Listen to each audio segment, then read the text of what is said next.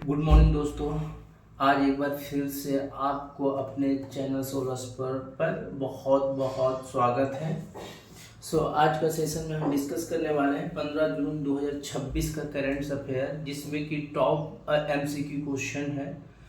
Top MCQ 27 question को आज हम डिस्कवर करने वाले हैं, जो कि देश दुनिया के महत्वपूर्ण खबर होगा। ये जो टॉपिक है सारा का सारा एग्ज़ाम के पॉइंट ऑफ व्यू से 100% एग्ज़ाम एक्सपेक्टेड टॉपिक हम लोग कवर करते हैं जी। आज के सेशन में हम जो टॉपिक का कवर करने वाले हैं, economic, international relations, okay, science and technology, sports, educations. ये पांचों टॉपिक को हम कवर करने वाले हैं, और ये पांचों टॉपिक को मैं हमेशा हर क्लास में कवर करता हूँ, क्योंकि जो करंट अफेयर पूछे जाते हैं इसी पांचों टॉपिक से आते हैं। ठीक है, जो देश दुनिया के महत्वपूर्ण खबर होता है वही क्वेश्चन, उसी खबर को एज ए करंट अफेयर आपके आने वाले एग्जाम में पूछे जाएंगे और एग्जाम में पूछे जाते हैं। ठीक है, आप ये भी आप मैच कर सकते हो कि हम पढ़ा मतलब हमारे क्लास का कितना क्वेश्चन डायरेक्ट आपको उसमें देखने को मिल सकता है।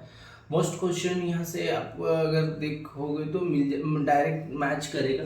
अगर डायरेक्ट मैच नहीं किया तो जो हम ब्रीफ एक्सप्लेनेशन कर देते हैं, ठीक है, ब्रीफ एक्सप्लेनेशन देते हैं, उससे देखना, वहाँ पर भी आपको क्वेश्चन देखने को मिल सकता है। ठीक है, तो आप शुरू से अंत तक क्लास में बने रहिए और क्लास को फॉलो करिए। और पिछले सेशन भी आप जाके देख सकते हो, लाइक जो भी लास्ट सेशन कोई नहीं देखा है तो वो तुरंत फटाफट जाकर देखे। ठीक है, और हम मंथली भी करेंट अफेयर देंगे। जून का एंड में हमारा पूरा समराइज करंट अफेयर हम पढ़ाएंगे, जो कि मंथ का एंड में होगा। ठीक है, जो भी नया स्टूडेंट अभी हमारे क्लास से जुड़ रहे हैं, वो अगर हमारे चैनल को सब्सक्राइब नहीं किए तो फटाफट हमारा चैनल सब्सक्राइब कर ले। ठीक है, और आपको बस क्लास को सुनना है, लिखने की ज़रूरत नहीं है। मैं इसका PDF आपको शेयर कर दूंगा, आप हमें यूट्यूब पे कमेंट करो और आप इंस्टाग्राम पे फॉलो करो। इंस्टाग्राम पे भी आप मैसेज कर सकते हो, फेसबुक पेज पे फॉलो करो, वहाँ से भी आप मैसेज करोगे तो वहाँ भी आपको हम डायरेक्ट शेयर करेंगे आपको PDF, और नहीं तो हमें व्हाट्सअप कर दो, व्हाट्सअप करके हमें मैसेज कर दो ये अपना email ID, तो हम आपको email पे PDF भेज देंगे। ठीक है, बिना समय गवाए आज हम अब बढ़ते हैं फर्स्ट क्वेश्चन की ओर।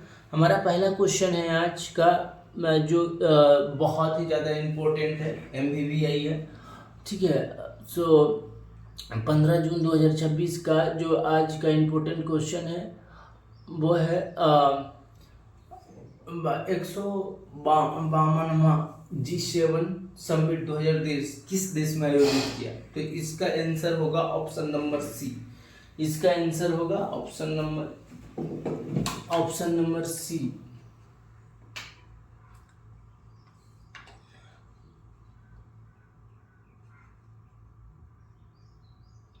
Okay, option number C, France. ठीक है, 152वां G7 समिट फ्रांस के इवेन शहर में, फ्रांस के कौन से शहर में हुआ था? तो इवेन शहर में। ठीक है, आप इसे भी याद रखना, ये क्वेश्चन आएगा कि इवेन शहर में आयोजित हुआ था। ठीक है, पर अब हम देखते हैं G7 का बैकग्राउंड क्या है। ठीक है, तो फर्स्ट ऑफ ऑल हम ये देखते हैं कि G7 होता है क्या।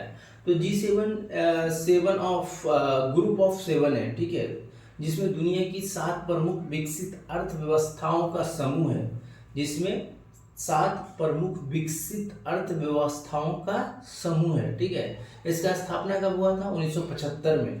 शुरुआत में इसे G7 कहा जाता था, ये भी क्वेश्चन आएगा। ठीक है, कि शुरुआत में G7 को क्या कहा जाता था? G6 कहा जाता था। इसका संस्थापक सदस्य कौन कौन थे? जो 6 देश स्टार्टिंग में बने थे, वो France, Germany, Italy, Japan, United kingdom and United state. ठीक है, उस टाइम जब 1975 में जब ये G6 बना था, उसमें 6 देश था। उसके बाद नेक्स्ट में 1976 में कनाडा आके इसमें ऐड किया गया, तब से 1976 से इसको G7 का रूप दिया गया, ठीक है। सो अगर हम ऑप्शन वाइज भी जाएंगे, हम ऑप्शन वाइज भी हम एक्सप्लेन करेंगे कि जर्मनी, इटली एंड कनाडा का मतलब क्या देश के बारे में हम जानेंगे, इसका भी बैकग्राउंड जानेंगे, ठीक है। सो अब हम बढ़ते हैं next option number, like option wise अब हम हिस्ट्री देखेंगे। तो इसका ऑप्शन नंबर ए है जर्मनी, ठीक है। तो जर्मनी महत्वपूर्ण तथ्य है इसका कि जर्मनी का राजधानी बर्लिन है, मुद्रा यूरो है, ये G7 सदस्य है, ठीक है। और फिफा 2006 में फीफा वर्ल्ड कप का होस्ट किया था। तो यहाँ पर हम ये देख सकते हैं कि इसका बैकग्राउंड में भी आप जाके देख सकते हो कि ये क्या क्या मतलब अभी तक इम्पोर्टेंट इवेंट जर्मनी में क्या हुआ है, जो कि हॉट टॉपिक है, जो वहाँ से क्वेश्चन आ सकते हैं। तो उस पॉइंट ऑफ व्यू से उस टॉपिक को हम कवर करने का ट्राई किए, ठीक है। तो जर्मनी का राजधानी बर्लिन है, उसका मुद्रा है यूरो, और ये G7 का सदस्य है। फीफा 2006 फीफा वर्ल्ड कप को होस्ट किया था, ठीक है। अब हम बढ़ते इटली की ओर। इटली का राजधानी रोम है, 2024 में G7 समिट होस्ट किया था।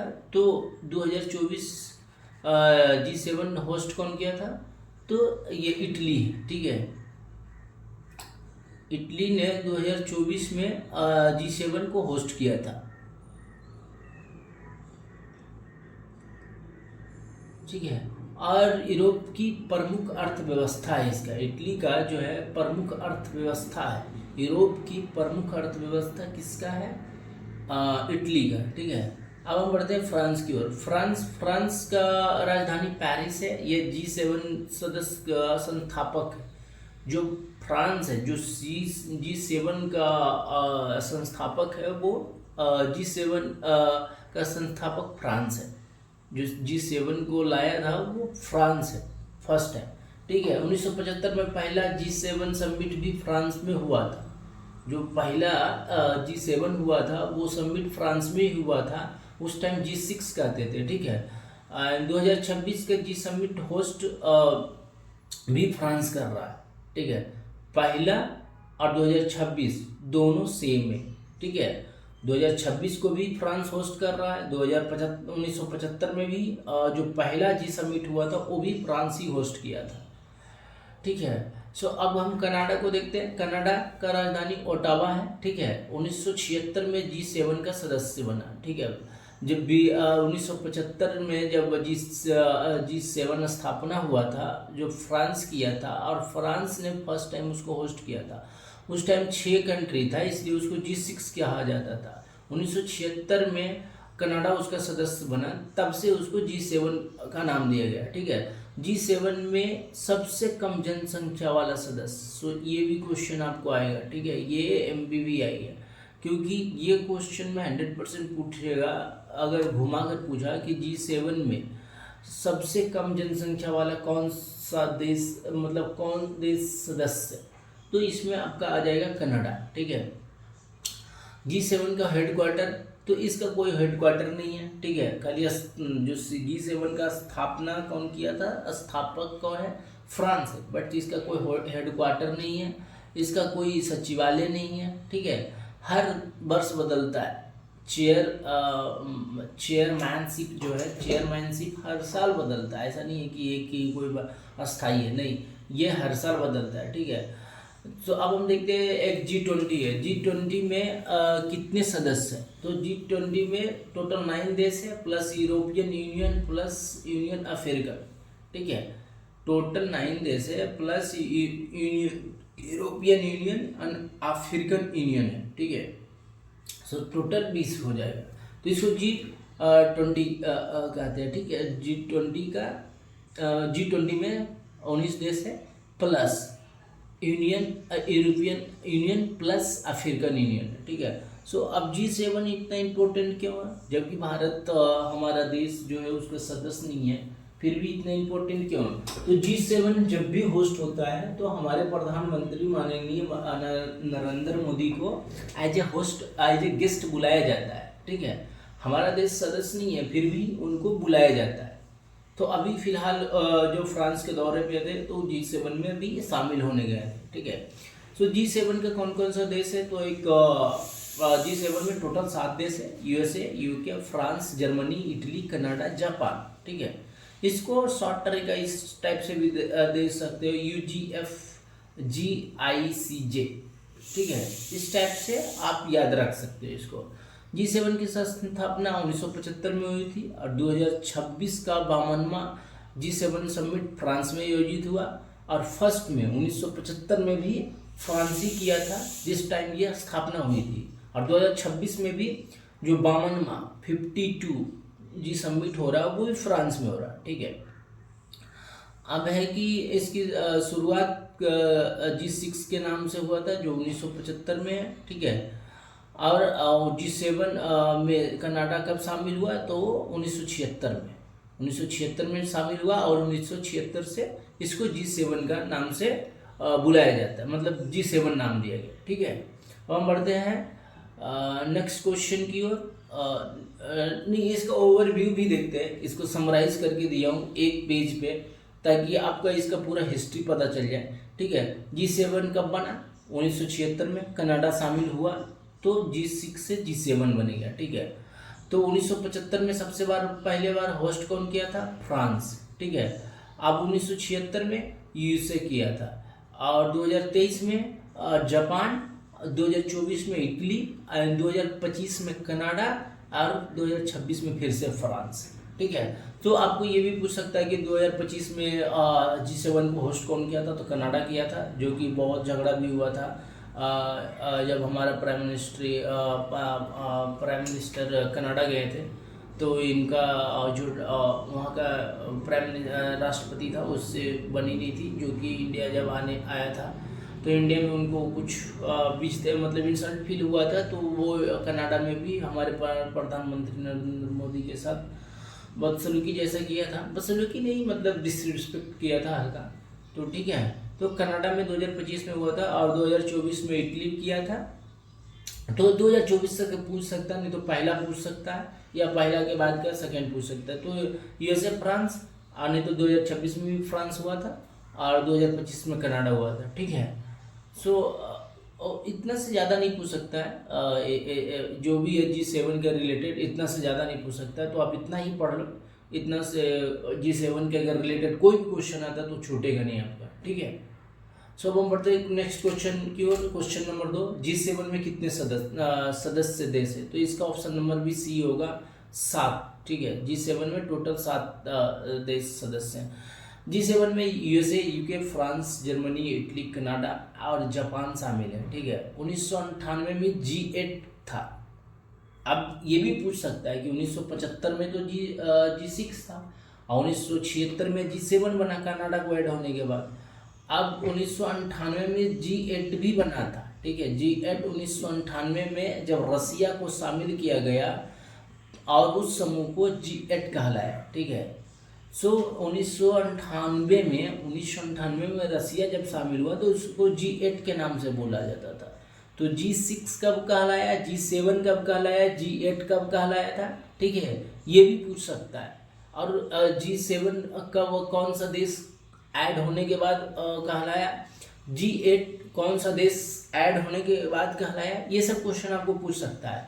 फिर से G7 हो गया 2014 में, फिर से G7 हो गया। ठीक है, 2014 में रूस की सदस्यता निलंबित होने के बाद फिर समूह जो 2014 में G7 बन गया। तो ये भी क्वेश्चन आपको पूछेगा कि जब 2000 मतलब कि कब G7 फिर से वापस बन गया, कौन सा देश को निलंबित करने के बाद? तो रूस को निलंबित करने के बाद फिर से ये G7 बन गया। 1998 से लेके 2014 तक G8 था। 2014 में रसिया को निलंबित करने के बाद ये फिर से G7 बन गया। तो ये हिस्ट्री आप समझ सकते हो कि 1975 में संस्थापक कौन था? फ्रांस। 1975 में होस्ट भी फ्रांस ही किया था। उस टाइम G7 G6 कहलाता था, क्योंकि उस टाइम स्टार्टिंग में 6 कंट्री था, ठीक है। उस 6 कंट्री था USA, UK, France, Germany, Italy and Japan, ठीक है। अब 1976 में कनाडा शामिल हुआ उसमें। तो कनाडा जब शामिल हुआ 1976 में, तो फिर वो कनाडा को शामिल होने के बाद G7 कहलाने लगा, ठीक है।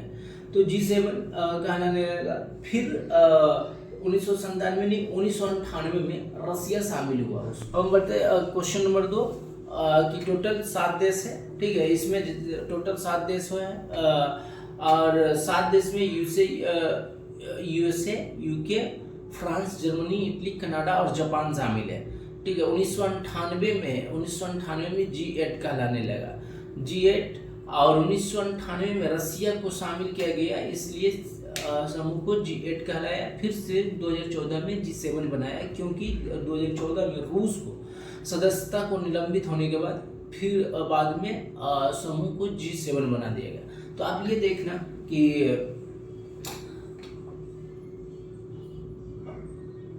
अब हम देखते हैं कि ये G7 का स्थापना कब हुआ था, 1975 में। स्टार्ट प्रारंभिक नाम क्या था इसका, G6।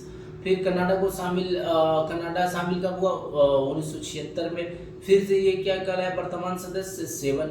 इसका कोई मुख्यालय, अस्थायी मुख्यालय तो नहीं है, ठीक है। और सचिवालय अस्थायी है, नहीं है। और इसमें G8 कब कहलाया, G8 तो G8 जब रूस शामिल हुआ तो इसको G8 कहलाया था, ठीक है। G8 रूस जब शामिल हुआ तो G8 कहलाया, जो रूस 1978 में शामिल हुआ था।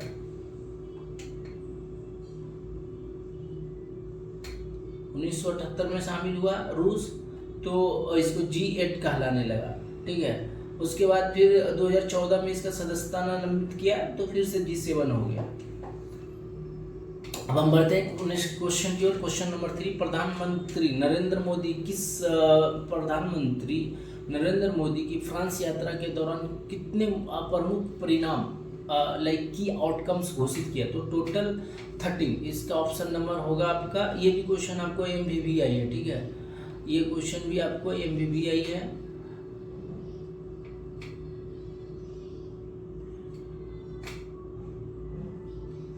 ये इसका ऑप्शन नंबर होगा आपको D।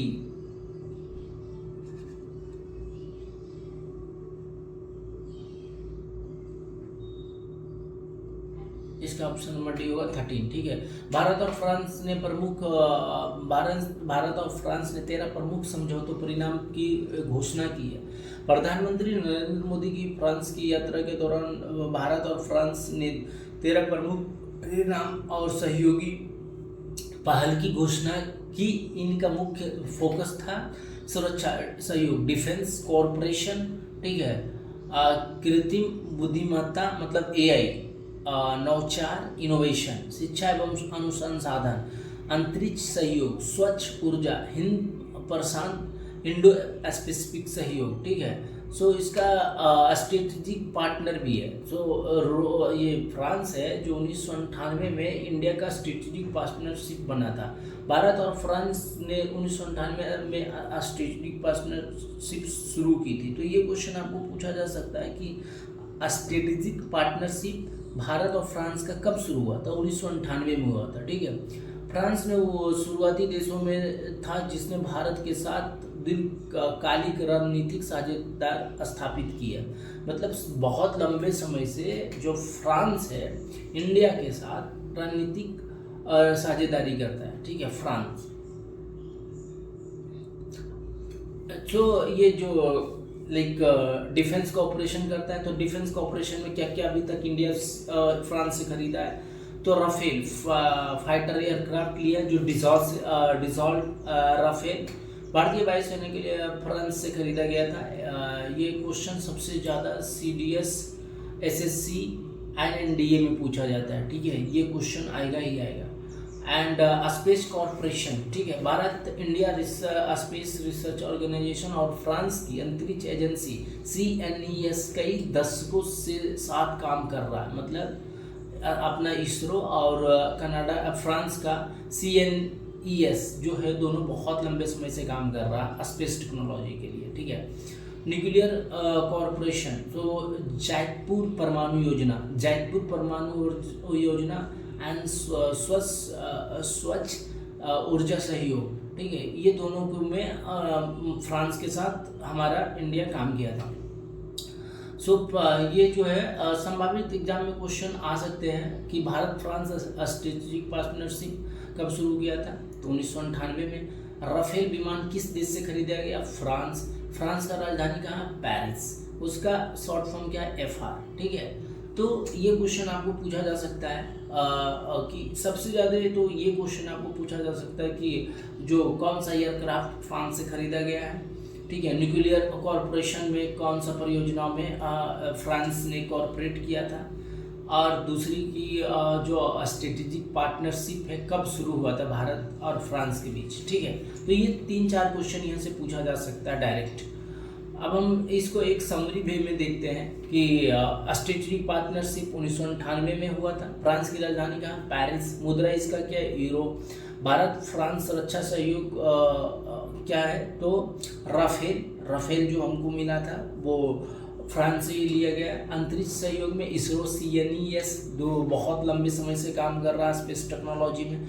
2026 क्या यात्रा 13 की आउटकम से डिस्कस किया। 2026 में जो फ्रांस का हमारा प्रधानमंत्री नरेंद्र मोदी जो है वो उस यात्रा के दौरान टोटल 13 की आउटकम का घोषणा की है, ठीक है।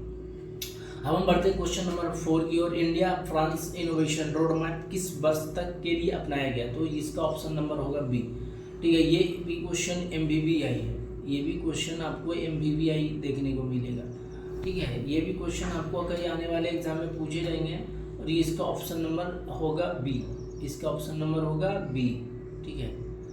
भारत और फ्रांस ने अपनी रणनीतिक साझेदारी को और मजबूत करने के लिए India France innovation road map 2030 अपनाया। इसका उद्देश्य है दोनों देशों के बीच AI, quantum technology, startup innovation, digital technology, research and development, clean energy जैसे क्षेत्रों में सहयोग बढ़ाना, ठीक है। भारत और फ्रांस का स्ट्रेटेजिक पार्टनरशिप कब शुरू हुई, 1998 में। फ्रांस की अंतरिक्ष एजेंसी का नाम क्या है, CNES। राफेल विमान किससे संबंधित है, फ्रांस, ठीक है। भारत और फ्रांस ने तकनीकी और नवाचार सहयोग बढ़ावा देने के लिए India France innovation road map 2030 को अपनाया है। ये नाम आ सकता है कि भारत और फ्रांस तकनीकी और नवाचार को बढ़ावा देने के लिए क्या तैयार किया, तो ये India France innovation road map तैयार किया है जो 2030 तक है, ठीक है। अब हम क्वेश्चन नंबर 5 की ओर बढ़ते हैं, ठीक है। ATL ब्रिज इनिशिएटिव क्या है, किन देशों के बीच शुरू हुआ, तो ये है भारत और फ्रांस के बीच। इसका भी ऑप्शन नंबर आपको B है, ठीक है। भारत और फ्रांस के बीच ये ATL ब्रिज इनिशिएटिव मतलब दोनों देश के बीच शुरू हुआ है, ठीक है। ATL bridge initiative Atal tinkering labs bridge initiative Bharat और फ्रांस के बीच शुरू की गई है। एक नवाचार इनोवेशन पहल है। इसका उद्देश्य है कि भारत और फ्रांसीसी छात्रों को जोड़ना, ठीक है। इसका मेन उद्देश्य क्या है, ATL का भारत और फ्रांसीसी छात्रों को जोड़ना, इनोवेशन स्टार्टअप को कल्चर को बढ़ावा देना, STEM education science technology engineering mathematics. STEM का फुल फॉर्म है साइंस टेक्नोलॉजी इंजीनियरिंग मैथमेटिक्स को मजबूत करना, ठीक है।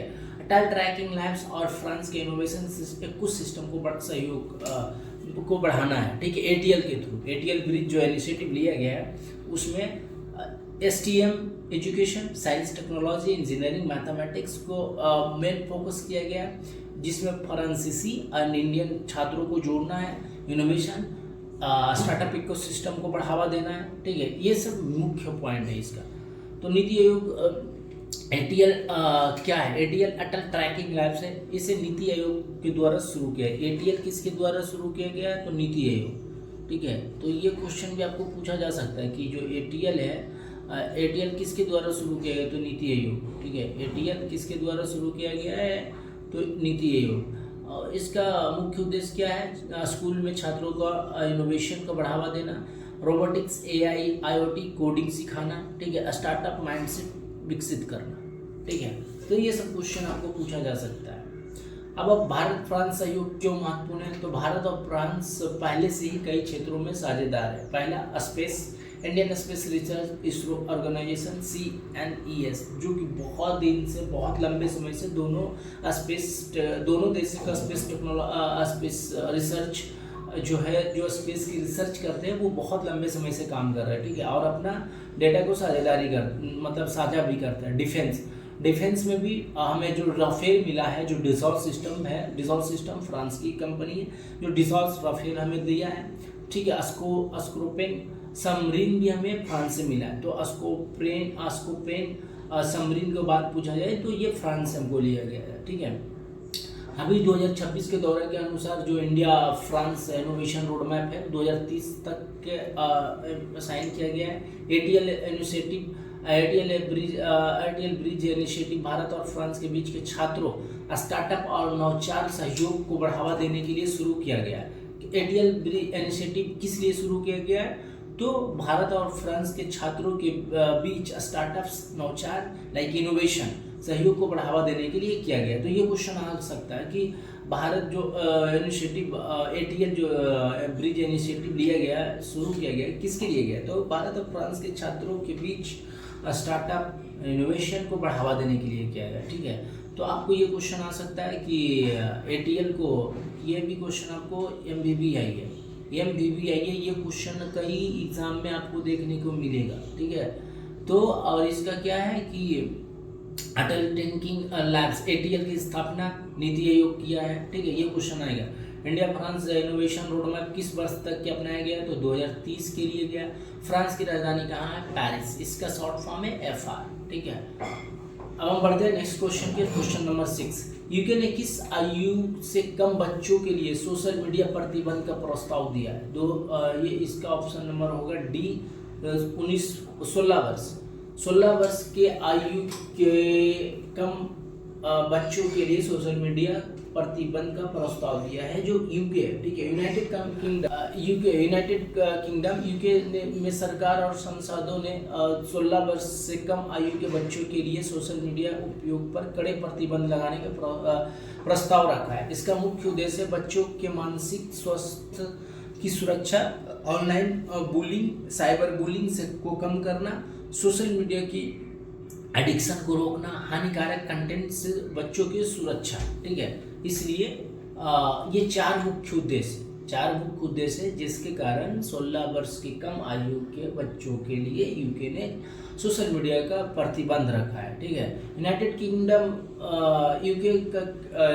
यूके 4 देशों का समूह है, England, Scotland, Wales and Northern Ireland, ठीक है। यूके 4 देशों का समूह है, England, Scotland, Wales and Northern Ireland, ठीक है। इसकी राजधानी कहाँ है? लंदन। मुद्रा क्या है? पाउंड, ठीक है। तो यूके ने 16 वर्ष के कम आयु के बच्चों के लिए सोशल मीडिया प्रतिबंध का प्रस्ताव दिया है, ठीक है। तो इसका ये क्वेश्चन भी आ सकता है कि यूके जो है कितने देशों से मिलकर बना है? तो 4 देशों से, ठीक है। अब हम बढ़ते हैं एक समरी की ओर देखते हैं, मतलब एक समरी में कैसे इसको याद रख सकते हैं, ठीक है। देश कौन सा प्रस्ताव रखा है 16 वर्ष के कम वयु बच्चों के सोशल मीडिया से प्रतिबंध? तो यूके 16 वर्ष, यूएसए 13 वर्ष, यूएसए में भी प्रतिबंध है, 13 वर्ष के बच्चों के नीचे के कम आयु के सोशल मीडिया से प्रतिबंध है। फ्रांस 15 वर्ष एंड ऑस्ट्रेलिया 16 वर्ष। कड़े नियम है, ऑस्ट्रेलिया के सबसे कड़े नियम है जो कि 16 वर्ष तक है, ठीक है। तो आप इसको भी याद रख सकते हो कि यूके, यूएसए, फ्रांस, ये 4 देशों है कितने वर्ष के आयु के कम आयु वाले बच्चों के लिए सोशल मीडिया प्रतिबंध है, ठीक है। अब हम देखते हैं कि इसका यूके का कैपिटल क्या है? लंदन। करेंसी क्या है? पाउंड। पार्लियामेंट वेस्टमिनिस्टर, ठीक है। इसका पार्लियामेंट भी पूछ सकता है, तो ये Westminster. Propose social media age limit 60 under 16 year, ठीक है। कंटेंट्स यूरोप, ठीक है। अब हम नेक्स्ट क्वेश्चन की ओर बढ़ते हैं, question number 7। Mumbai Ahmedabad bullet train project में भारत पहली बार किस तकनीक का उपयोग किया है, ठीक है। तो ये भी पूरा पूरा क्वेश्चन आने वाला है, कई एग्जाम में आने वाला है, आप इसको तो भूलना ही मत, ठीक है। तो इसका ऑप्शन नंबर अपना होगा बी, इसका ऑप्शन नंबर क्या होगा, बी, इसका ऑप्शन नंबर होगा बी, ठीक है। Tunnel hood technology, tunnel hood technology, Mumbai Ahmedabad bullet train project में भारत ने पहली बार किस तकनीक का उपयोग किया है? तो इसका आंसर होगा option number B, tunnel hood technology, ठीक है। मुंबई अहमदाबाद बुलेट ट्रेन परियोजनाओं में भारत ने पहली बार टनल हुड टेक्नोलॉजी का उपयोग किया है। इस तकनीक का मुख्य उद्देश्य है हाई स्पीड ट्रेन के प्रवेश और निकास के समय वायु दाब, एयर प्रेशर को नियंत्रण करना। सो ये भी क्वेश्चन पूछ सकता है कि टनल हुड टेक्नोलॉजी किस लिए बनाया गया, किसका पर्सपेक्टिव से बनाया गया? तो पहला, हाई स्पीड ट्रेन को प्रवेश और निकास समय वायु दाब मतलब कि उसको नियंत्रित करना, और टनल बूम तेजी ध्वनि को कम करना, टनल बूम जो तेज ध्वनि हो। ये क्वेश्चन भी बहुत इंपॉर्टेंट है, इस क्वेश्चन से भी क्वेश्चन आने के बहुत ही ज़्यादा संभावना है, ठीक है। संभावना नहीं, ये क्वेश्चन आएगा ही आएगा, तो आप इस क्वेश्चन को भी आराम से देखना, ठीक है। So Mumbai Ahmedabad bullet train project में भारत ने पहली बार किस तकनीक का उपयोग किया था? तो टनल हुड टेक्नोलॉजी का। उसका मुख्य उद्देश्य क्या है कि मुंबई अहमदाबाद बुलेट ट्रेन परियोजनाओं में भारत ने पहली बार टनल हुड टेक्नोलॉजी का उपयोग किया है। इस तकनीक का मुख्य उद्देश्य है हाई स्पीड ट्रेन के प्रवेश और निकास के कम समय वायु दाब, एयर प्रेशर को नियंत्रण करना, टनल बूम तेजी ध्वनि को कम करना, यात्राओं को आराम और सुरक्षा को बढ़ावा देना, पर्यावरणीय प्रभाव को कम करना। यह तकनीक जापान हाई स्पीड रेल प्रणाली शिंकसेन से प्रेरित है, शिंकसेन से प्रेरित है। हाई तकनीक, यह तकनीक पंजाब के हाई स्पीड रेल की प्रणाली से, ठीक है। जापान का योगदान क्या था इसमें? तो जापान का इसमें योगदान क्या है, ठीक है। जापान का योगदान क्या है कि शिंकसेन बुलेट ट्रेन दुनिया की पहली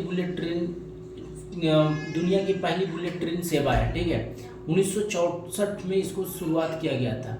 शिंकसेन को कब शुरुआत किया गया था? 1964 में। जो ये भी पूछ सकता है कि ये जो ट्रेन है किससे लिया गया है, तो ये जापान से लिया गया है। शिंकसेन दुनिया की पहली बुलेट ट्रेन सेवा था, वो 1964 में मतलब शुरू किया गया था। टोक्यो ओलंपिक के समय शुरू हुआ था, टोक्यो ओलंपिक के समय शुरू हुआ था। कब शुरू हुआ था? टोक्यो ओलंपिक के समय शुरू हुआ था, 1964 में टोक्यो ओलंपिक के समय शुरू हुआ था, ठीक है। अब हम बढ़ते हैं बुलेट ट्रेन। अब इसको हम देखते हैं कि ये जो बुलेट ट्रेन का रूट क्या है, क्या क्या है। ये इसी तो पूछ नहीं सकता ये, बट पूछ भी सकता है कि इसका रूट क्या दिया बुलेट ट्रेन का। तो मुंबई है, ठीक है, मुंबई से थाने जाएगा, थाने में स्टॉपेज से विरार का, वापी, सूरत, ब्रॉच है, बड़ोदरा है, आनंद है एंड अहमदाबाद है, ठीक है। इसका टोटल इतने स्टॉपेज है। परियोजना की विशेषता क्या है? तो इसकी लंबाई, बुलेट ट्रेन की जो बुलेट ट्रेन चलेगी उसका पूरा कितनी लंबाई है? 508 किलोमीटर, ठीक है। कितने का अधिकतम स्पीड से चलेगी? 320 किलोमीटर के प्रति घंटा के। जापानी शिंकसेन टेक्नोलॉजी से लिया गया है इसको।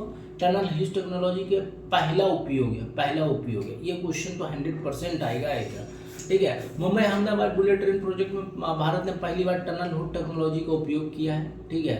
पहली बार टनल हुड टेक्नोलॉजी का उपयोग किया। भारत की पहली बुलेट ट्रेन परियोजना किन दो शहरों के बीच है? तो मुंबई से अहमदाबाद, ठीक है। बुलेट ट्रेन परियोजनाओं में किस देश का सहयोग है? जापान। और शिंकसेन किस देश की हाई स्पीड रेल प्रणाली है? तो जापान, ठीक है। शिंकसेन ये पूछ सकता है कि टनल हुड जो ट्रेन है वो किस प्रणाली से लिया गया? तो जापान का शिंकसेन से लिया गया। 1900 ओलंपिक टोक्यो के समय शुरू किया गया था 1976 में, ठीक है।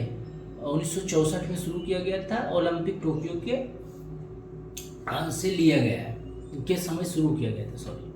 अब हम बढ़ते हैं नेक्स्ट क्वेश्चन। ये इसको आप एक समरी पे में भी देख सकते हो याद करने के लिए कि परियोजना का नाम क्या है इसका? Mumbai Ahmedabad high speed rail, Mumbai Ahmedabad high speed rail, ठीक है। इसकी लंबाई कितनी है? मुंबई अहमदाबाद जाएगी, उसका कितना किलोमीटर दूरी तय करेगी? तो 508 किलोमीटर। ये क्वेश्चन आएगा, ठीक है। इसकी स्पीड कितना रहेगी? अधिकतम 320 किलोमीटर प्रति घंटा। सहयोगी देश कौन सा है? जापान। तकनीक क्या है? सिंगसेन टेक्नोलॉजी। कार्यान्वयन एजेंसी कौन से मतलब काम कर रहा है इसका? तो national high speed rail corporation limited. इसको बना कौन रहा है? National high speed rail corporation, ठीक है। तो ये एक शॉर्ट मतलब एक पेज में दिया गया है तो ताकि तुरंत याद हो सके, ठीक है। जो टॉपिक वाइज है, पॉइंट वाइज जो क्वेश्चन ज़्यादा पूछने का संभावना है, ठीक है। अब हम बढ़ते हैं नेक्स्ट क्वेश्चन की ओर। Question number 8, project great Indian bustard किससे संबंधित है? तो ये है ग्रेट इंडियन बस्टर्ड संरक्षण, ठीक है। ये एक टाइप के पक्षी है, ठीक है। इस परियोजना के तहत 3 नए चूजों को जन्म के बाद संख्या 1994 हो गया। इस परियोजना के तहत 3 नए चूजों को जन्म के बाद संख्या 94, 91 पहले था, 3 चूजे को जन्म के बाद ये 94 हुई है, ठीक है। Project great Indian bustard GIB Bharat के अत्यंत संकटग्रस्त पक्षी है, ठीक है। पक्षी है ग्रेट इंडियन बस्टर्ड गोंडवाना के संरक्षण के लिए शुरू किया गया था। गोंडवाना के संरक्षण के लिए शुरू किया गया था। गोंडवाना वन नाम के एक पक्षी है, ठीक है, जो पहले इंडिया में टोटल 91 था, अभी 3 नए चूजे को जन्म देने से 94 हो गया है। इसका नाम ये संकटग्रस्त पक्षी था, जो दुर्लभ पक्षी है, उसका इस परियोजना के तहत उसको संरक्षण दिया जाता है। ग्रेट इंडियन बस्टर्ड उसको कौन पक्षी है? उसका गोंडवाना, ठीक है। हाल ही में इस परियोजना के अंतर्गत पूछे कुछ नए चूजे के जन्म से दुर्लभ पक्षी की संख्या बढ़ने में सफलता मिली है, ठीक है। दुर्लभ पक्षी, ये पक्षी अब विलुप्त होते जा रही है, दुर्लभ है, इसलिए इसको मतलब संरक्षित किया गया है। तो पहले 91 था, 3 नए चूजे को जन्म देने से ये 94 हो गया, तो उसमें सफलता मिली है। वैज्ञानिक के नाम क्या था? एड्रोटिस नेग्रेसिप्स। हिंदी नाम क्या है? गोंडवाना, ठीक है। भारत के सबसे दुर्लभ पक्षियों में से एक है। यह मुख्यतः घास के मैदानों में, ग्रासलैंड और रेगिस्तानी क्षेत्रों में पाया जाता है। तो ये गोंडवाना नाम के पक्षी जानवर किस एरिया में पाया जाता है? घास के मैदान में और रेगिस्तान में, ठीक है। अब हम बढ़ते हैं, इसका मुख्य रूप से देख सकते हैं कि 1 लाइन में कैसे पूछ सकता है कि कहाँ पाया जाता है। मुख्य रूप से राजस्थान सबसे अधिक रहता है, ठीक है। उसके बाद गुजरात में, उसके बाद महाराष्ट्र में, उसके बाद कर्नाटका में, ठीक है। ये 4 जगहों में है। गोंडवाना जो पक्षी है 4 जगहों पे सबसे ज़्यादा 4 जगहों पे मिलती है। सबसे ज़्यादा राजस्थान, सेकंड में गुजरात, थर्ड में महाराष्ट्र, फोर्थ में कर्नाटका, ठीक है। महत्वपूर्ण स्थान कौन सा है? डिज़र्ट नेशनल पार्क, इसका जो जहाँ पर रखा गया है डिज़र्ट नेशनल पार्क में, ठीक है। राजस्थान का यह राष्ट्रीय उद्यान है जो राजस्थान में ग्रेट इंडियन बस्टर्ड का प्रमुख आवास है। प्रमुख आवास मतलब कि मेन जो प्रमुख आवास है राजस्थान में डिज़र्ट नेशनल पार्क, इसमें ही पूरा पक्षी को रखा गया है। ये दुर्लभ पक्षी है, गोंडवाना नाम है, ये राजस्थान में सबसे ज़्यादा है, ठीक है। उसके बाद महाराष्ट्र में, गुजरात में, फिर महाराष्ट्र में, फिर कर्नाटक में, ठीक है। सो अब इसका पूरा ये समरी दी है, आप लाइन बाय लाइन जाने, आपको पूरा का पूरा यहाँ मिलेगा और यहाँ से ज़्यादा पूछेगा भी नहीं, ठीक है। यहाँ पर और पूरा का पूरा ये मैं समरी दे दिया हूँ, ठीक है। सो अब हम बढ़ते हैं क्वेश्चन नंबर 9 की ओर। इंटीग्रेटेड इक्वा पार्क किस राज्य में स्थापित हुआ है? ठीक है, तो ये भी MBBI है, कम से कम बिहार झारखंड के लिए तो ये पूरा इम्पोर्टेंट है, ठीक है। सो बिहार और झारखंड अगर स्टेट बेसिस कोई एग्ज़ाम है स्टेट बेस्ड तो उसमें आएगा, ठीक है। इसका ऑप्शन नंबर बी होगा, बिहार। सो भोजपुर बिहार में ये कहाँ हुआ है? इंटीग्रेटेड इक्वा पार्क किस राज्य में हुआ? बिहार में। किस शहर में हुआ? किस जिला में हुआ? भोजपुर में। भोजपुर बिहार में 3.21 करोड़ का इक्वा पार्क स्थापित किया गया। कितना लागत में? 31.21 करोड़ 31.21 करोड़ की लागत से इंटीग्रेटेड इक्वा पार्क बिहार में भोजपुर जिले में स्थापित किया गया है, ठीक है। तो आपको ये क्वेश्चन आ सकता है कि जो कितने लागत में इक्वा पार्क को इंटीग्रेटेड किया गया, तो 31.21 करोड़ ये कहाँ हुआ? बिहार में। कौन सा जिला में? भोजपुर में। ठीक है, तो ये भी याद रखना।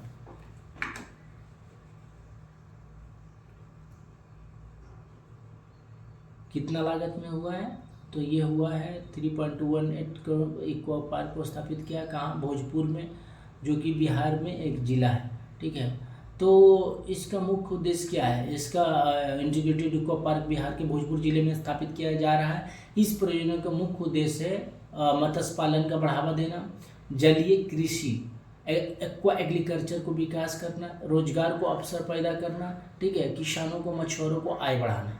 तो ये मुख्य 4 उद्देश्य है। ठीक है, तो ये पूछा जा सकता है। इस परियोजनाओं में प्रधानमंत्री मत्स्य संपदा योजना PMMYS के तहत विकसित किया जा रहा है। तो इंटीग्रेटेड इको पार्क किसके तहत विकसित किया जा रहा है? PMMYS परियोजनाओं को तहत इसको विकसित किया जा रहा है। ठीक है, PM मत्स्य संपदा योजना कब शुरू हुआ था? 2020 में। ठीक है, बिहार की राजधानी कहाँ है? पटना, ये सबको पता है।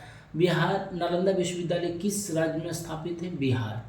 ठीक है, अब हम देखते हैं क्वेश्चन नंबर 10 की ओर। Drone based mail transmission services किस राज्य में शुरू की गई है? तो इसका ऑप्शन नंबर होगा बी। इसका ऑप्शन नंबर होगा बी, हिमाचल प्रदेश।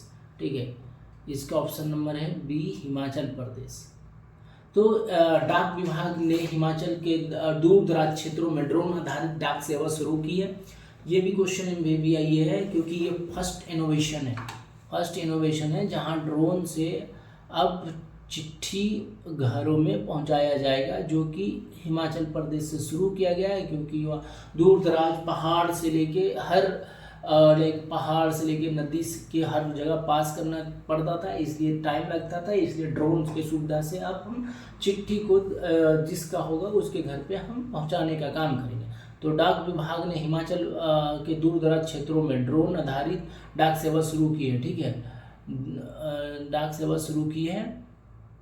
भारत डाक विभाग ने हिमाचल प्रदेश के दुर्गम और पहाड़ी क्षेत्रों में, दुर्गम मतलब कि जहां पर जा नहीं सकता था, और पहाड़ी क्षेत्रों में डाक सेवाओं को तेज और सुगम बनाने के लिए drone based email transaction services शुरू की है। ठीक है, इसका उद्देश्य क्या है कि दूरस्थ क्षेत्रों तक डाक पहुंचाना। ठीक है, समय का बचत। ठीक है, आपदा और खराब मौसम में भी सेवा जारी रखना, आधुनिक तकनीकी का उपयोग का बढ़ावा देना। ठीक है, भारत का डाक विभाग किस मंत्रालय के अंतर्गत आता है? Ministry of communication. ये क्वेश्चन आ सकता है। ठीक है, डाक विभाग किस मंत्रालय के अंतर्गत आता है? तो ministry of communication. Himachal Pradesh की राजधानी कहाँ है? शिमला। ये समर में ये क्वेश्चन आ सकता है कि ये जो हिमाचल प्रदेश है इसका 2 राजधानी बनता है। वो कि समर मतलब हमारा सीजन बेस्ड है। तो समर में रहता है शिमला, और विंटर में रहता है धर्मशाला। ठीक है, हिमाचल प्रदेश की राजधानी 2 है। पहला समर में शिमला, विंटर में धर्मशाला। ये चेंज होता है, जो कि यूनिक है। राजधानी शिमला ग्रीष्मकालीन में रहता है, समर में धर्मशाला शीतकालीन में रहता है। इसका गठन कब हुआ था? हिमाचल प्रदेश का गठन कब हुआ था? तो 25 जनवरी 1971 का। राज्य पशु क्या है? हिम तेंदुआ, स्नो लिपार्ड। ठीक है, राज्य पक्षी क्या? Western tragopan. ठीक है, अब हम क्वेश्चन नंबर 11 की ओर बढ़ते हैं। भारत की पहली अप्रूव्ड रेडियोलैंथ्रोपी किस बीमारी के शुरू किया गया था? तो प्रोस्टेट कैंसर। ठीक है, प्लूटको नामक थेरेपी ने एडवांस प्रोस्टेट कैंसर के लिए शुरू किया गया है। ठीक है, भारत में पहली बार RTL के उपचार के लिए शुरू किया गया है। इस थेरेपी में प्लूटको जिसके 9 रेट्स को विकसित किया गया है। ठीक है, यह उपचार विशेष रूप से उन मरीजों के लिए उपयोगी है जिनका प्रोस्टेट कैंसर शरीर के अन्य भागों में फैल चुका है। ठीक है, तो उसके लिए ये किया गया है। यहाँ पे आप देख सकते हो पूरा का एक्सप्लेन किया गया है। आप सेशन को देखो, यहाँ पे आपको पूरा का पूरा एक्सप्लेनेशन दिया गया है। ठीक है, इसका इसका ये हो जाएगा कि प्लूवेटको किस कंपनी के द्वारा लॉन्च किया जा रहा है, तो नवरोट्स। ठीक है, नवरोट्स ने भारत में पहली बार approved radio linked therapy launch किया, पहली बार। कौन सा? Approve radio linked therapy. ठीक है, कौन सा एजेंसी किया? नोवरेट्स किया है। ठीक है, इसका नाम क्या? प्लूवेटको किस कंपनी द्वारा, प्लूवेटको नाम है उसका, किस कंपनी के द्वारा? नोवरेट्स के द्वारा शुरू किया गया। ठीक है, जीआई टैग प्राप्त करने वाले लाइक भाग्य सिल्क सिल्क का संबंध किस राज्य से है? तो इसका ऑप्शन नंबर बी होगा, उड़ीसा। झारखंड। ऑप्शन नंबर झारखंड के भाग्य सिल्क, कुच्ची सिल्क और मुंडा ज्वेलरी को जीआई टैग मिला है। टोटल 3 को मिला है। किसको किसको मिला? भाग्य सिल्क, कुच्ची सिल्क और मुंडा ज्वेलरी, इसको जीआई टैग मिला। तो अब हम ये देखते हैं कि भाग्य सिल्क झारखंड का पारंपरिक रेशम है। ठीक है, कला से संबंधित है, जिसका हाल ही में GI tag geographical indication tag प्रदान किया गया है। Geographical indication tag. यह रेशम मुख्य रूप से झारखंड के गोड्डा जिले में भाग्य क्षेत्र में बनाया जाता है। गोड्डा जिले के भाग्य क्षेत्र में बनाया जाता है, इसलिए भाग्य सिल्क नाम दिया गया है। ठीक है, और अपनी विशिष्ट हस्त निर्मित कारीगरी के लिए प्रसिद्ध है। हस्त से बनाया गया। जीआई टैग क्या होता है? तो जीआई टैग होता क्या है? जीआई ज्योग्राफिकल इंडिकेशन है, किसी उत्पाद को उसकी भौगोलिक पहचान और विशिष्ट गुणवत्ता के आधार पर दिया जाता है। ठीक है, भौगोलिक और विशिष्ट गुणवत्ता, उसको जो भौगोलिक पहचान और विशिष्ट गुणवत्ता के लिए जीआई टैग दिया जाता है। ठीक है, जैसे कि दार्जिलिंग टी, उसको भी मिला है।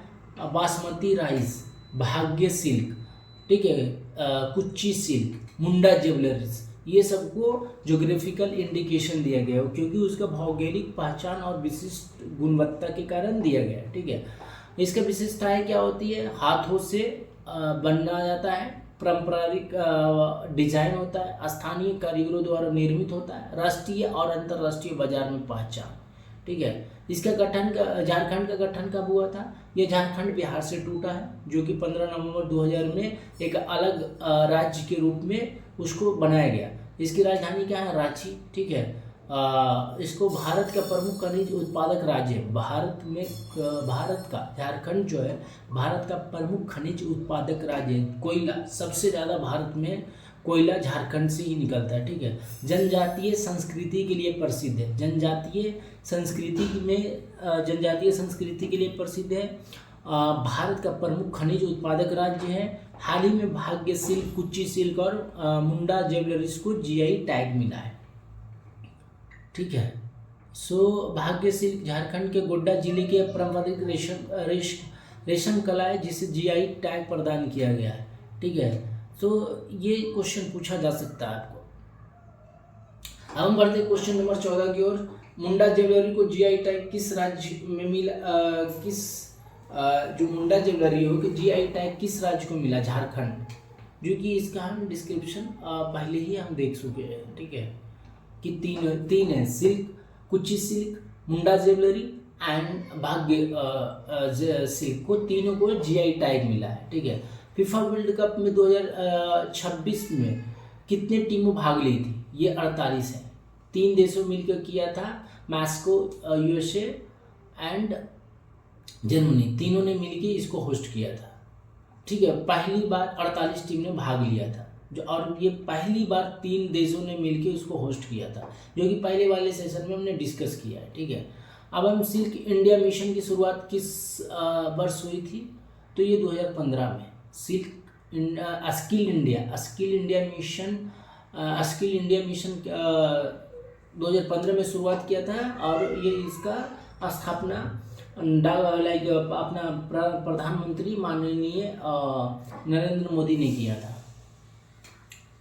ठीक है, हम क्वेश्चन नंबर अब 17 की ओर चलते हैं। ये भी question, skill India digital hub पर कितने से अधिक उपयोगकर्ताओं ने पंजीकृत किया? तो इसका ऑप्शन नंबर सी होगा, 1.5 करोड़।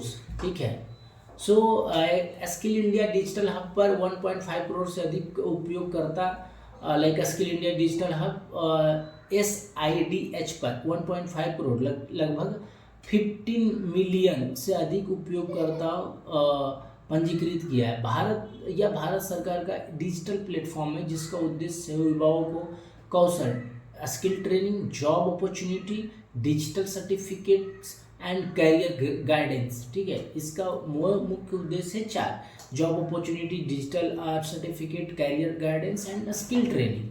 ठीक है, इसका शुरुआत कब किया गया था? 15 जुलाई 2015 से उसका शुरू किया गया। किसके द्वारा किया गया?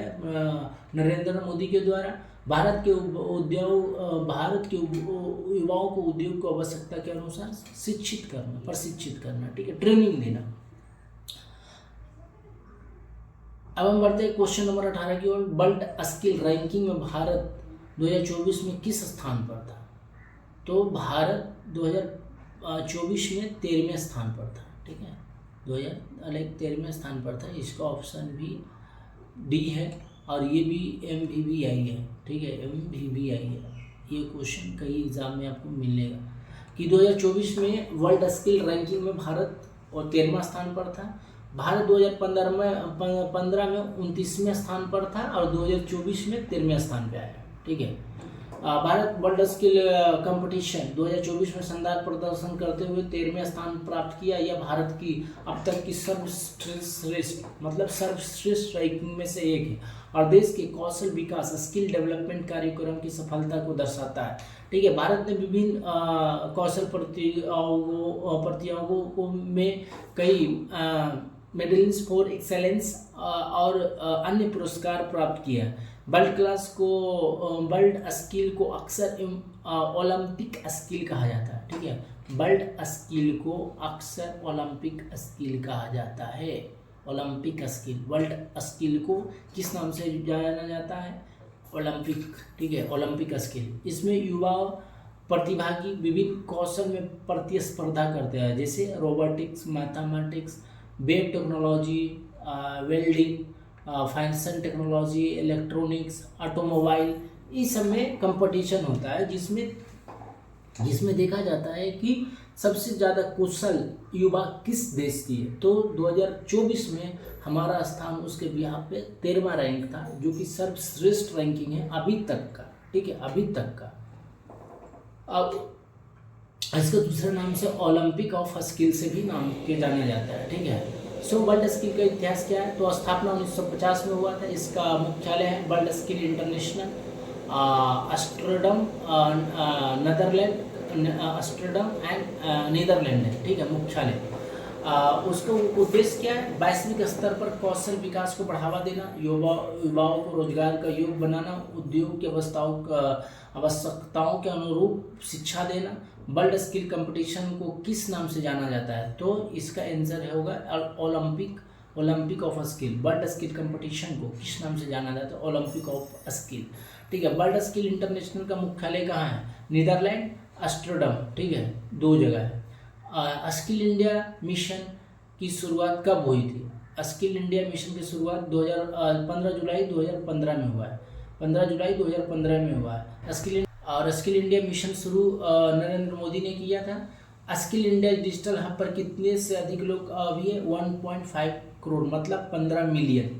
ठीक है, अब हम बढ़ते हैं इसका समरी की ओर। भी हम दिए कि 2011 में जो हमारा वर्ल्ड क्लास रैंकिंग में था वो 39वां, मतलब 39 प्लस था।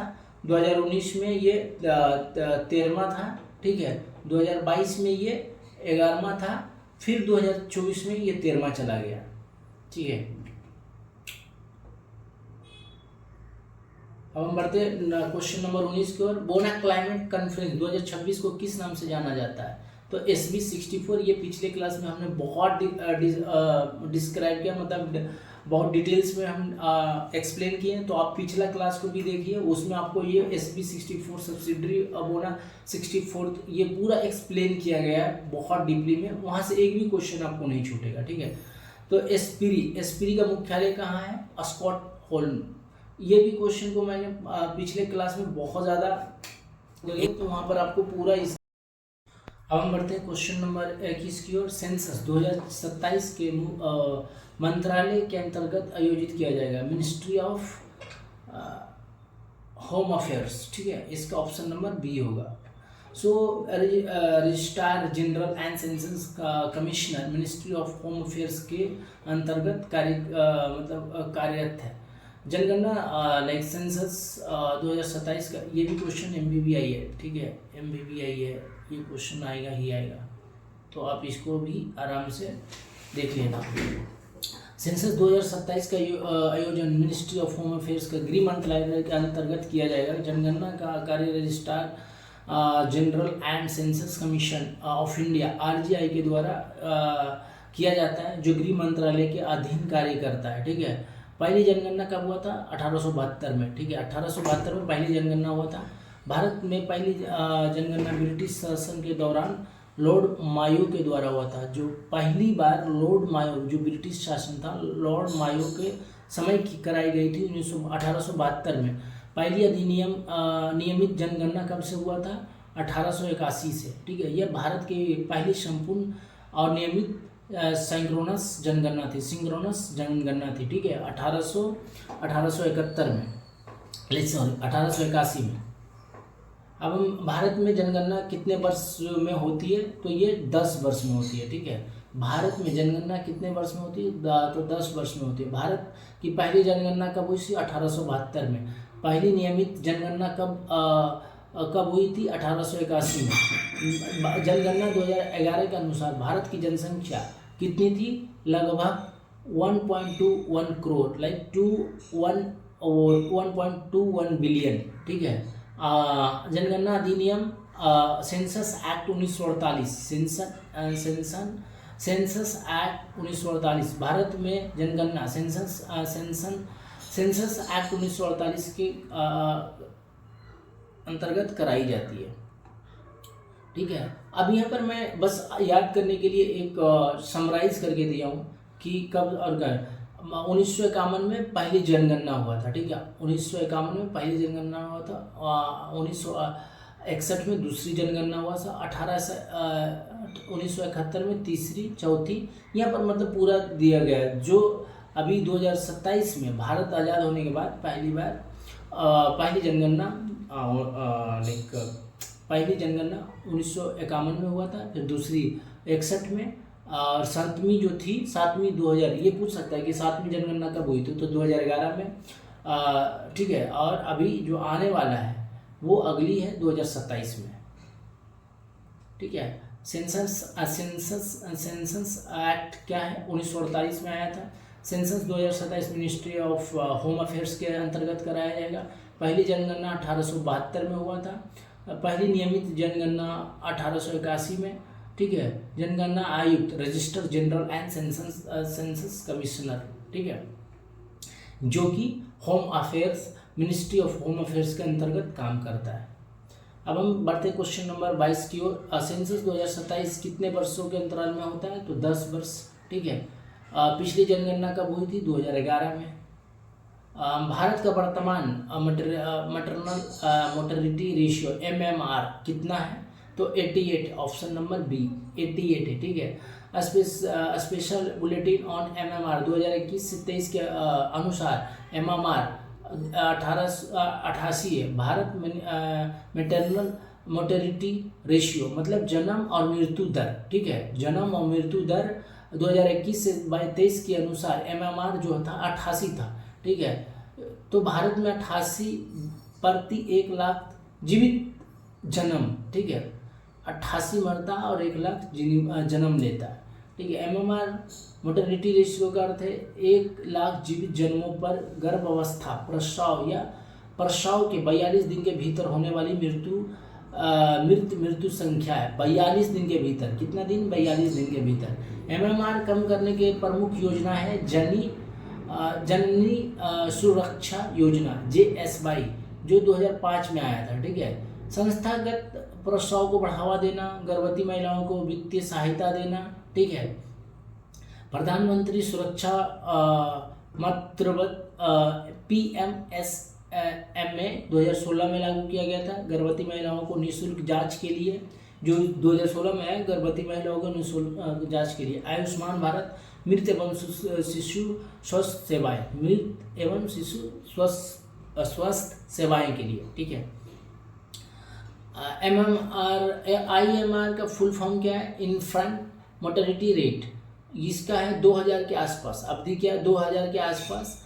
300 प्लस MMR था, 2014 से 16 में 130 होकर आ गया, फिर ठीक है 2018 से 20 में 97 आया, और वर्तमान में CA के 88 है, ठीक है। Good health and well being CA के अनुसार 88 है। जननी सुरक्षा योजना कब शुरू किया गया था? 2005 में। जननी सुरक्षा योजना कब शुरू किया गया था? 2005 में। MRR का फुल फॉर्म क्या? Maternal mortality ratio. वर्तमान MMR क्या है? 88 है, ठीक है। इकाई प्रति लाख जीवित जन्म, ठीक है। लक्ष्य क्या है? SDG 2030 में 70 से कम करना है, ठीक है, 70 से कम करना है। G7 समिट 2026 किस देश में हुआ? फ्रांस में। इसका भी हमने पूरा एक्सप्लेन किया हो फर्स्ट स्टार्टिंग में, तो वहाँ पर भी आप देख सकते हो। बट इसका क्या है? G7 1975 में पहले 6 देश था, इसको G6 कहते थे। 1976 में कनाडा शामिल होने के बाद ये G7 बन गया, और कनाडा 1998 में रूस को शामिल किया था तो G8 बना था, ठीक है। और फिर से 2014 में उस पर प्रतिबंध लगाया रूस पे और उसको निलंबित कर दिया, इसलिए फिर से G7 हो गया, G7, ठीक है। प्रोजेक्ट ग्रेट इंडियन वेस्टर्न किससे संबंधित है? ये ग्रेट इंडियन वेस्टर्न कन्वर्जन है, ठीक है। तो ये वाला मैं अभी पूरा एक्सप्लेन किया हूँ पिछले सेशन में, तो आप वहाँ से भी देख सकते हो। यूएस ईरान पीस डील किस तो स्टेट ऑफ होर्मुज, ठीक है, इसके लिए शांति समझौता में स्टेट ऑफ होर्मुज में पूरा खोलने का उल्लेख है, ठीक है। यूएस ईरान पीस डील के तहत स्टेट ऑफ होर्मुज को फिर से खोलने पर सहमति बनी है। यह जलमंडू मध्य विश्व के सबसे महत्वपूर्ण तेल व्यापार मार्ग है, ठीक है, महत्वपूर्ण तेल व्यापार मार्ग है। क्वेश्चन नंबर 27, G7 समिट 2026 किस देश में आयोजित किया हुआ है? तो फ्रांस, ठीक है। सो फिर G7 शिखर सम्मेलन विश्व के प्रमुख विकसित अर्थव्यवस्थाओं का मंच है। ये क्वेश्चन बहुत बार आएगा और इसको मैं बहुत अच्छे से एक्सप्लेन किया हूँ, तो इससे बहुत सारा क्वेश्चन आने वाला है, इसलिए मैं इसका पूरा हिस्ट्री एक्सप्लेन किया हूँ। आप इसको प्रॉपर शुरू से अंत तक देखना, तो एक भी क्वेश्चन यहाँ से छूटेगा नहीं, ठीक है। और आपका कोई भी डाउट हो, कुछ भी हो, आप डायरेक्ट हमें कमेंट कर सकते हो। यूट्यूब चैनल को आप सब्सक्राइब करो @solus_ER सूरज कुमार, ठीक है। इंस्टाग्राम पर सूरज टीम 01, फेसबुक पेज पे फॉलो करो सोलस पर, एंड व्हाट्सएप पे हमें मैसेज कर सकते हो। कोई भी डाउट हो, कुछ भी आपको कुछ भी चीज़ें के रिलेटेड हो, आप मुझे डायरेक्ट पिन कर सकते हो या मैसेज कर सकते हो, ठीक है। सो आज के लिए इतना ही। थैंक यू, धन्यवाद।